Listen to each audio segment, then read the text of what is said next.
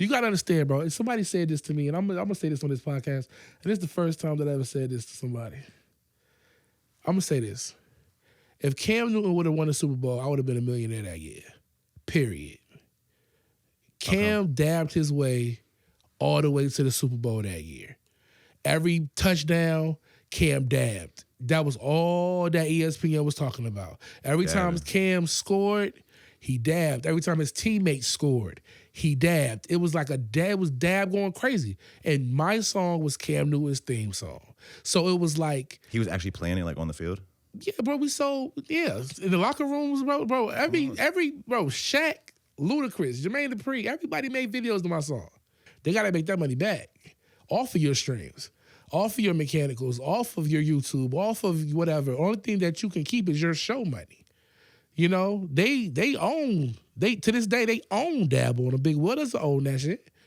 100%. I don't own Dabb on them. They own Dabb. Was that part of your original deal? That's a part of everybody's deal when they sign for a single. Really? Ain't nobody owning shit, bro. Nobody. Not for real. You don't gotta understand. If that label say, yo, your song is hot as a bitch, I want to sign you. Any artist that got a deal that got a single song, that's a song that's popping, the label basically buys that song from them to push. So between Vine and this Dub Smash app, they back and forth. The kids going crazy. So I'm like, this is crazy.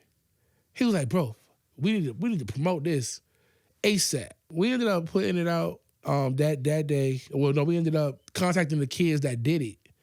And because we was just like, yo, like, you know what I'm saying? Like, y'all doing this, like, yo, can y'all keep doing these? Yeah, can y'all keep doing these videos? So we ended up like trying to figure out ways to promote. Now, mind you, this goes back to Batman and Trey Styles, the Def Jam marketing team.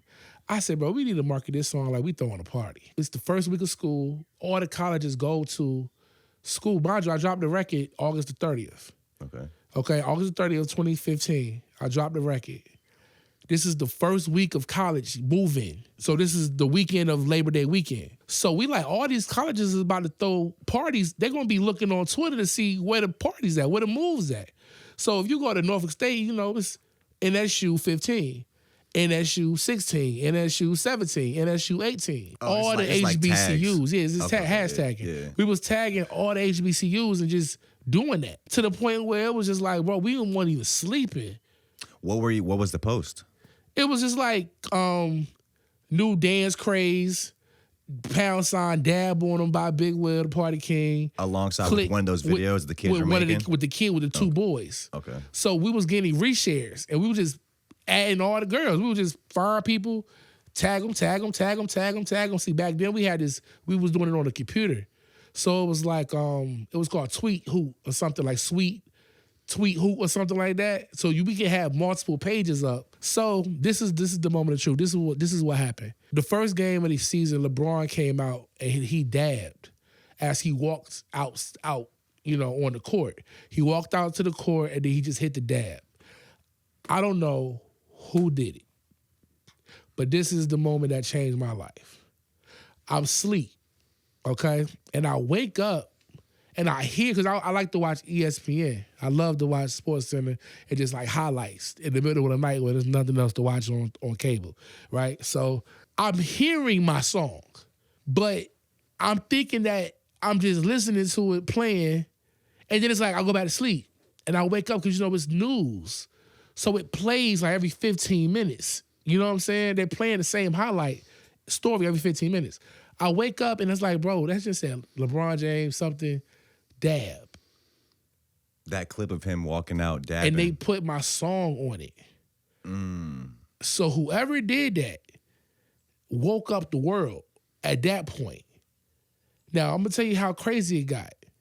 I didn't understand about, I'm not into like sports news. Def Jam A&R ended up hitting me up and was like, hey, bro, I just seen you on the Bleacher Report. I'm trying to see what's up with this song. I said, okay, what's the Bleacher Report? He like, man, it's one of the biggest sports blogs out, you know? And you made it up there. It must be something special about this song. I said, okay, well, I'm contact my manager, y'all talk. You know what I'm saying? I'm not interested in having no conversations with nobody. So we ended up getting on the Bleacher Report, man. And once we did that, it was like, this was like 8 o'clock in the morning. The guy hit us up from Def Jam. By noon, Nick Cannon hit me. Columbia Records, Sony Records, everybody, bro, it's going crazy. And this is that morning. Before 12 o'clock, I done talked to 5 record labels. They're all trying to do a single deal. They're just trying to, well, the single situation didn't come about until like 2 weeks later. The call that really got me was somebody, I'm not gonna say her name, but somebody called and was like close to Michael Jackson. Like she does like choreography for Mike. You know what I'm saying? She's always done choreography for Michael Jackson. And she called and said, hey, now I will tell you this name. She called and said, hey, Sylvia Rhone from Epic Records wants to get on the phone with you. Who's that? Sylvia Rhone. Now, mind you, only reason why I know this person's name is because of Future and DJ Khaled and all of them, you know. So I know this name from BET, you know what I'm saying? I want to, let's get on the phone. I'm trying to get the big deals. I'm trying to, like, you know, get with Future and them. I'm like, yo, so let's get on the phone with them. So let's get on the phone with her. So they ended up talking, and she was like the first conversation that was talking about numbers and deals and single deals, and I need to go with this right now. Like, you need to push the button on this right now. And it's like, you know, I really wish that I would have went, you know, with that direction. But it was like they wasn't trying to move fast enough. That, you know, so it was like I ended up signing the E1, the Entertainment One, and they ended up pushing the button. And when they pushed the button, bro, my life went crazy within 24 hours, bro. Bro, it's crazy. I didn't even think that in the Vine days, like, that was blowing music up, because that's what it is now. Music blows up with TikTok. People just make a TikTok to it. People start using the sound. Right. So that was happening in those days too. Yeah, for sure. That was the beginning of it. I feel like, I wouldn't say this, but I feel like I was like one of the top 3 to go viral first. Off just like a off of clip songs. type. Yeah, off of like songs. Like, because it was like, I think it was me, it was like Hit the Quan. Hit the Quan. Yeah, Hit the Quan. That Yeah, it was probably somebody else around that time too. It was another Dabb song that went viral. So you end up doing the deal with, you said Evo One? No, Entertainment One. Entertainment One. Yeah. And I think you did a video with them for that, right? Yeah, I did a video for them, yeah. Is this the one? I think in the notes you had wrote, I actually wanted to read this. You had said, you were like, the buzz kind of only lasted for like a year. Was that about the Dabb song? Yeah, it only lasted, bro. This is what I learned about the word viral. Like, I learned that viral is bad. Right. This is what a label A&R told me. He said, it's cool, but it's bad. Why is it bad? And I was just like, well, why? He was just like, because. He said, you're here today, you're talked about, but you're gone tomorrow or next week. And people might even feel like if you go viral, it's like they feel like they have you figured out. So now your sense of mystery is gone. Yeah, it's like when you go viral, bro, it's like I learned, like I told myself I just never want to go viral, right? I said I don't never want to go viral again, but I keep going viral. You're right? going viral on accident. Like I keep going viral, right? So it's like I don't want to go viral no more. It's like every time I go viral, shit, it's like it doesn't work. It doesn't make me little baby or nothing, you know what I'm saying? But it's like consistently, bro, it's like the songs, the person that I am, it's like the people love my music. And it's like I make them dance, you know what I'm saying? I don't do drill. I don't, you know what I'm saying? I make party music. And it's not like just party music. I'm remixing songs that's hits. You know what I'm saying? I'm bringing songs that was dead back alive, you know what I'm saying? Just off of these party breaks that I'm doing. And then I got a lot of sounds on TikTok, a lot of just beats that I make. And just, you know what I'm saying? It's just a lot of things that I just be creative, just playing around, and it just goes viral. And I don't even put the credit up there sometimes. I don't put my voice up there. I don't put made by Big, like none of that. I just let the world just have it. Going viral can, I feel like, ruin some people, especially if you don't have your foundation built. Yeah. If you don't really have like any other work and you just have this one video or whatever, one piece of thing go viral, a lot of people don't really know how to move forward from that. No, for sure. You know? They don't. So I guess you realize how kind of fickle the industry was and fans were. Yeah. Through that song. Was there a moment when you realized like, okay, the clout might be kind of dying down from that song? Oh yeah, bro.